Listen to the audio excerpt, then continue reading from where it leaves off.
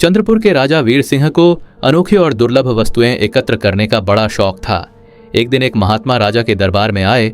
राजा ने उत्सुकता से पूछा, महात्मा जी, आज मेरे लिए क्या अनोखी वस्तु लाए हो? महात्मा बोले, राजन, यह एक कांच का पारदर्शी पंछी है। इसमें आप अपने नगर का भविष्य देख सकते हैं, लेकिन याद रखिए, हर बार भविष्य देखने की आपको एक कीमत चुकानी पड़ेगी। राजा ने बिना सोचे कहा, ठीक है, मुझे स्वीकार है। सबसे पहले राजा ने पंछी में अपने राज्य की फसल का भविष्य देखा।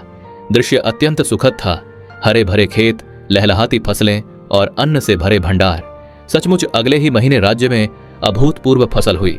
लेकिन उसी समय राजा की माता गंभीर रूप से बीमार पड़ी और कुछ ही दिनों में उनका देहांत हो गया। कुछ समय बाद राजा ने फिर कांच के पंछी में झांका।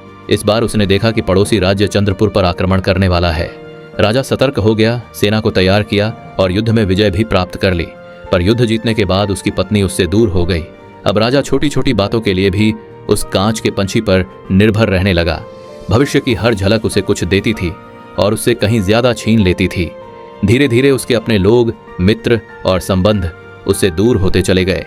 एक दिन राजा ने भविष्य में देखा कि वह राजमहल में सिंहासन पर अकेला बैठा है। दरबार खाली है, कोई साथ नहीं, कोई आवाज नहीं। राजा चीख उठा, नहीं, मुझे ऐसा भविष्य नहीं चाहिए। क्रोध में आकर उसने कांच के पंछी को जमीन पर पटक दिया। पंछी टूट गया। तभी कहीं से महात्मा की आवाज गूंजी, राजन, मैंने पहले ही कहा था कि हर बार भविष्य देखने की एक कीमत चुकानी पड़ेगी। आज तुम्हारे अपने तुमसे दूर हो चुके हैं। मनुष्य को हमेशा वर्तमान में जीना चाहिए। भविष्य में जीने वाला व्यक्ति सदा चिंता और भय में जीता है। जीवन का वास्तविक आनंद वर्तमान में ही है।